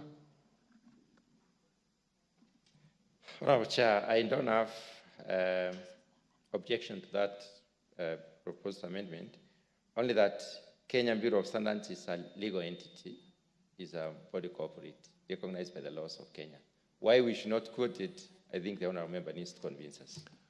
Oundo, why do you think standards cannot be controlled by Kenya Bureau of Standards? Or what is the other bodies that you feel? There is no other body, but there is already, Chair, probably Dr. Mutunga needs to understand the standard architecture a little bit. There is the Kenya Bureau of Standards, there's Kenya National Accreditation Services, and there are other accreditation laboratories. And then, Honorable Speaker, ideally, anybody else can develop a standard and get it registered and approved, either by KEBS or even KIPI or any other standards architecture. That's why we want it to open up, to be elaborate, because there are going to be changes. Even you look, Chair, look at the Business Laws Amendment. There is some amendments to the Standards Act. Actually, Honorable Chair, KEBS is established pursuant to a provision of the Standards Act. Actually, the important legislation, the overriding legislation is actually the Standards Act. It's the Standards Act. That's why we are saying national legislation mandated to set standards. But it's upon for the members to decide. Wamuchomba? Chairman, coffee is produced locally but heavily consumed internationally. The standards that we may set here may only favor domestic market. We may need to accommodate standards that are set to accommodate us in international markets. Issues of Europe GAP and many other standards that are required internationally. And therefore, I support Honorable Oudo's amendment or proposed amendment. Anybody else who would want to weigh in on this? Melly? Chair, I want to... the position for... Yes, I support the chair because this bill is not locking out the standards that Honorable... It is, in a sense, locking out. It is not locking out in the sense that it is in collaboration. It is actually allowing other standards, but the body that has set standards and which is actually which are stand out in the country is the Kenya Bureau of Standards. It is not saying you cannot bring any other international standards into play. So in effect, the chair's position is not locking out any other body to come in. So I want to support that. Honorable Meli, if you read very well, it says develop and enforce the coffee industry standards and industry code of practice in collaboration, yes, with the Kenya Bureau of Standards. Yes. Chair. Yes, Oundo. We need to be very careful. And Dr. Muchomba has alluded to it, very careful. Very, very careful. The WTO is explicitly clear where KEBS sit, where Kenya sit, and where international standards bodies sit. We will be safer off because then it will be easy for us to get any other, because we are going to export this coffee. We are going to export this coffee, and it will be subject to standards in other countries. So if we rely on KEBS standards and it refers standards outside the country, what recourse do we have? Mutunga, before you talk on that, would it be even better for you? Because I know there are certain EU standards for the beef that lives this country, for the fish that goes out of this country, for a lot of things. They insist on their own standards. And in effect, I would not see why they would not insist also on the coffee industry. Would you want to do a consultation with your own technocrats? No, okay, I would proceed. like to say something. Proceed. I would like to refer the House to provision number M. I think it is function number M. Function M number of which M. one? M. M of 11, clause 11? Clause 11 does not, yes. Clause 11. Yes. Subclause M. M says, conduct surveillance and enforce compliance with the relevant policies, standards, and legislation on the coffee sector. That opens up for everyone else. Now, on the other side, we are not saying that, first of all, Chair, we need to remember that Kenya Bureau of Standards is the custodian of the standards in this country. Anyone who is doing a standard must consult the Kenya Bureau of Standards, even in coming up with the nomenclature of that particular standard. So we cannot say any institution from anywhere will come and develop standards without this consultation. And the bill just prescribes consultation. It doesn't say as approved by the Kenya Bureau of Standards. Consultation can also be need to annihilation of a standard. So I don't know why my very respected friend is not comfortable. Yes, Oundo. Chair, I want us to avoid, normally... I'm actually extremely impressed. We might not have too many people here, but there is a hell of a lot of knowledge that's coming out of this. You have serious experts here. So Oundo, continue. Proceed. Chair, yes. We already have an anomaly in this country. Yes. That the set of the enforcer is the same one who sets the standards. And that debate is ongoing in this country. That surely KEBS cannot set standards and enforce its own standards. What he is referring to, M, is enforcement. It's different, distinctly different from setting standards. And for his own purpose, for him to understand, KEBS registers standards. Many other scientists, many other players in the industry develop standards. They go through a standardization process. KEBS, many times, simply registers those standards. Honorable Speaker, let me ask you, public health sets standards, yes, and without reference to KEBS. Does surveillance without reference to KEBS? KEFIS sets standards. Proceed, Oundo. The medical field, you get your moment, yeah. The medical field has standards which are not reference to KEFIS, to KEBS. Honorable Speaker, universities set standards. The Ministry of Education sets the standards for a degree program or not. The coffee industry is not about the coffee cherry. It's even the standards ISO are not accredited by KEBS. What are we talking about, Chair? Why are we simply refusing to Sidovias. I rest my case. Omuchomba, I love it. Proceed, Omuchomba. In the coffee sector, Chair, we have what we call Q grading system. This is a strictly grading system that allows most of our small-scale farmers in this country to sell coffee that is known as specialty coffee.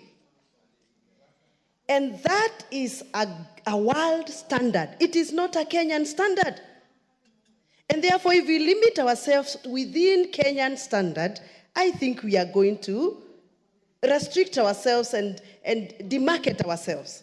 So I still support what Honorable Udo is saying. Kenya Bureau of Standard is not the only basic standard that is used in the coffee sector, especially if we are looking at selling our coffee internationally. Gichimo, order, Honorable Undo, you will have your moment. Honorable Gichimo. Chair, thank you for the opportunity. I concur with Honorable Udo and Honorable Omuchomba. Although the chair's intention is well intended, but now he's restricting coffee to the local market. What if we've signed so many agreements, trade agreements, EU, we signed it the other day. It was ratified by this House. Parliament, yes. We did the Kenya, UK trade agreement, which is active. They might have standards that might not be the standards that have already been set by KEBS. And you know, KEBS, somehow, they develop their own standards and they enforce them. And sometimes they develop standards with interest, and especially for goods that are coming out of the country.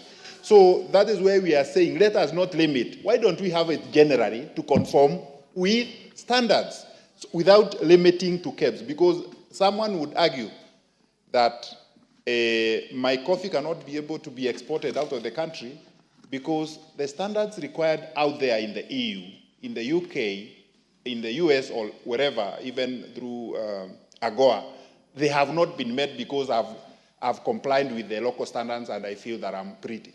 So I think we should open it to international level, but instead of limiting it to the Kenyan standards. Thank you. The Honorable Honorable Oundo, this is not how you engage in debate in the House. Omuchomba, did you raise your hands? Okay. Honorable, because I wanted to give one more person a shot at this before I give it to the chairman. Yes, Meli, proceed.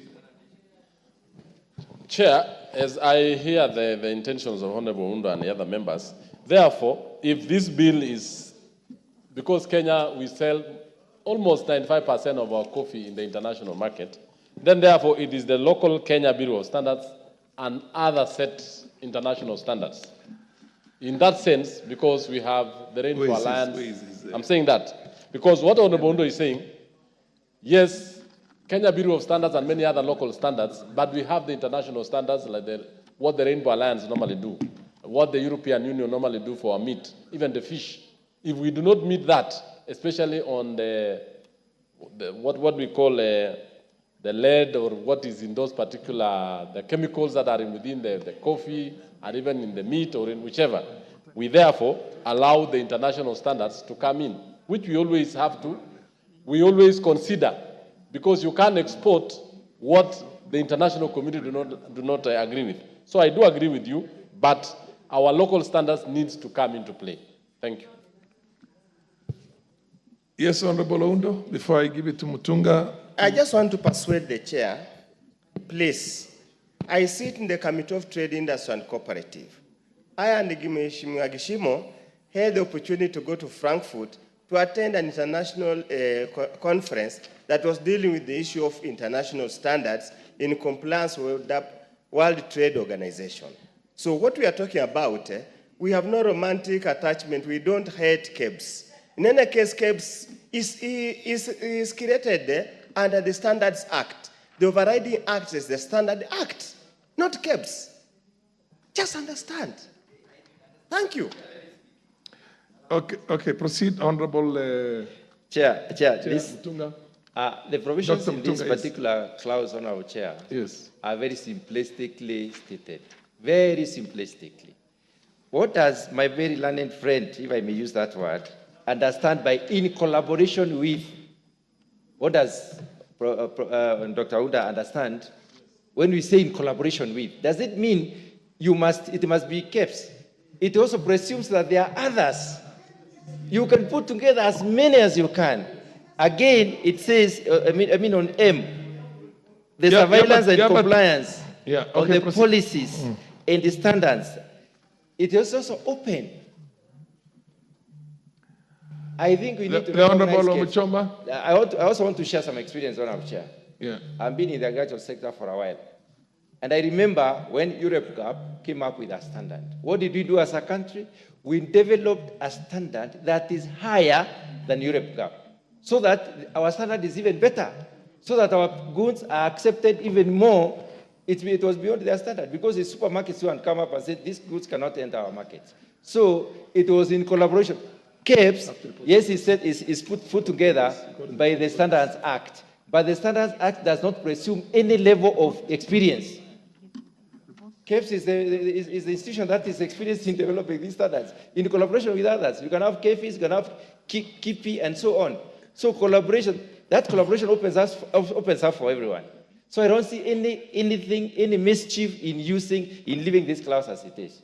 I don't see any mischief, because it opens up for Honorable everyone. Muchomba, take exactly 1 minute, because you have come to the end of this. Now I have to report. The reason why we really were looking forward to this new coffee bill is so that we can run away from the many bureaucracies that are created during lawmaking like we are doing.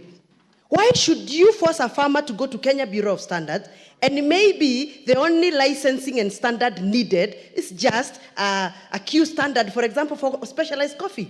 Why would you put it in the law that I have to go to Kenya Bureau of Standards, and then I go to look for the other standard that is needed by my buyers? Those many bureaucracies we've been having for our farmers is what we are running away from. So we don't need KEBS here if really farmers don't need it. Why are we putting things to make farmers' processes of getting to sell their product become a bit more difficult? And by the way, this KEBS thing is also costly. Why are we adding costs? If really the only standard we need is for example, Q standard, let us just open the law so that Q standard can be the basic that is needed. Chair, I have to report progress because the House is going to adjourn. Yes. Let me remind ourselves again that it is not the farmers who are developing the standards. It is the Coffee Board of Kenya, in consultation with Kenya Bureau of Standards. Now, the question is why close that in consultation to just one? What is wrong with standards? Consulting with who is the competent agency in this country? A Standards Act, a competent agency, my friend. The one who is recognized internationally. I give you 1 minute and then I'll report progress. In every sector, we have a competent agency. And the only one I think, here is the Kenya Bureau. Chair. And Chair.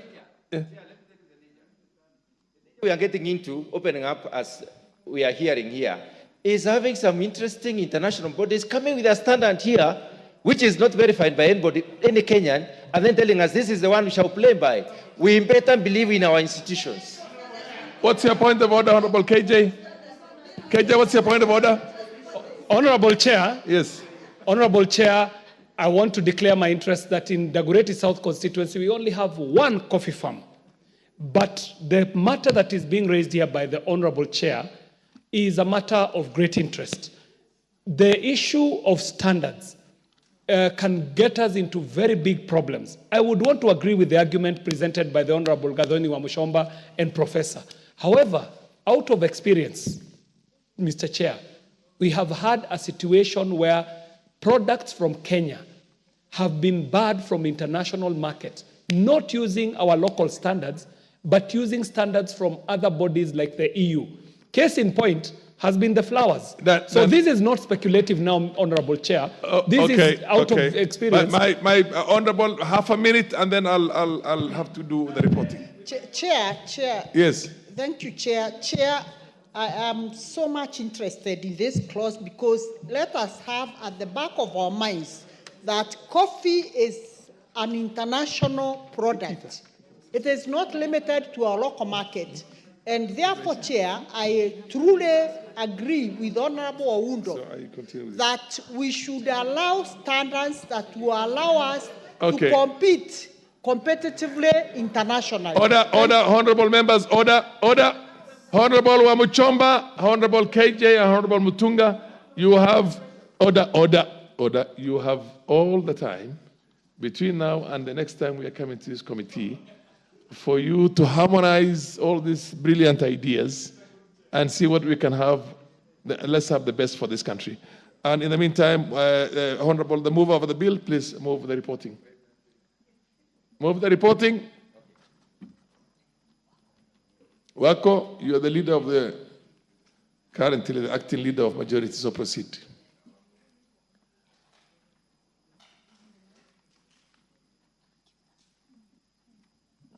Give the mic to the Honorable Wako. Yes, thank you. Honorable Chairperson, I beg to move that the committee... Proceed. Go to the next one. I don't know whether... Yeah. Honorable Chairperson, I beg to move that the committee do report to the House its consideration of the coffee bill, Senate Bill number 10 of 2023 up to clause 11, and its approval thereof with amendments, and seek leave to sit again. Thank you, Chair. I put the... It's clause 10. Go back again because we have not exhausted clause 11. Change the clause 10, 11 to 10. Okay. Because clause 11 debate is still going to continue. Just do exactly what you went through. Instead of saying clause 11, just say clause 10. Okay. Honorable Chairperson, I beg to move that the committee do report to the House its consideration of the coffee bill, Senate Bill number 10, and its approval thereof with amendments, and seek leave to sit again. Thank you. I now put the question, which is that the committee do report to the House its considerations of coffee bill, Senate Bill number 10 of 2023, up to clause 10, and its approval thereof with amendments, and seek leave to sit again. As many out of opinion say aye. As many out of opinion say nay. The ayes have it.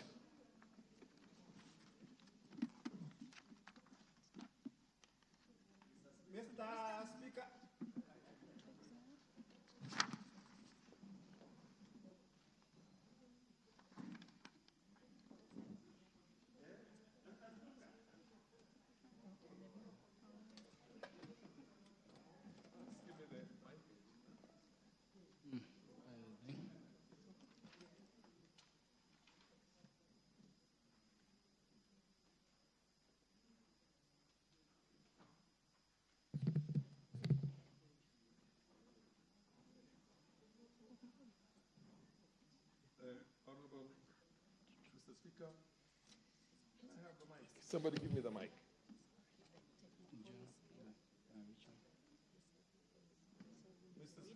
Mike.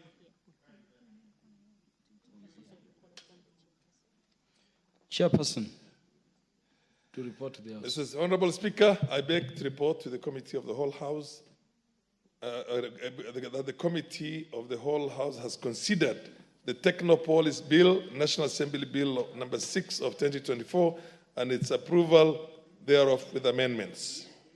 The mover to move agreement the mover, with the report. Honorable Speaker, I beg to move that the House do agree with the committee in the said report, and I hereby call upon the Honorable Millie Mabona Odhiambo to second the motion for agreement with the report of the Committee of the Whole House. I second.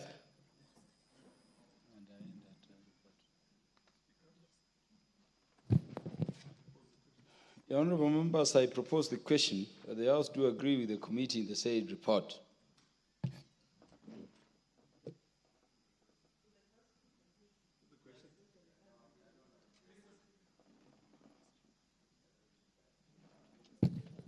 Yeah, for the convenience of the House, the question to this particular bill will be put the next time it will be scheduled to be transacted by the House Business Committee. Next. A chairperson in respect of the next bill.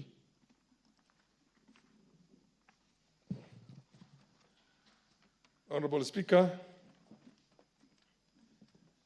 I beg to report that the Committee of the Whole House has considered the Coffee Bill, Senate Bill number 10 of 2023, up to clause 10, and approved the same with amendments and seek leave to sit again. The mover to move agreement with the report.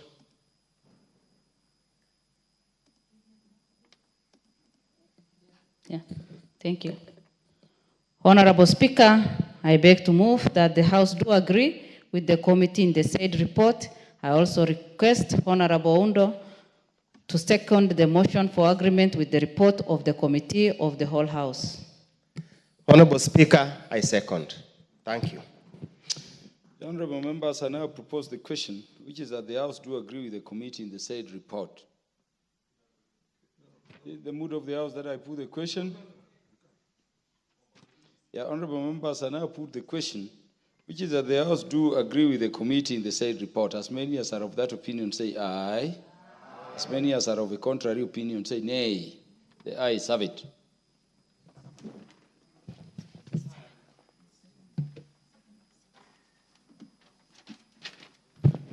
Order, honorable members, be upstanding. Honorable members, the time being 7:05 p.m., this House stands adjourned until Tuesday, the 19th day of November 2024 at 2:30 p.m.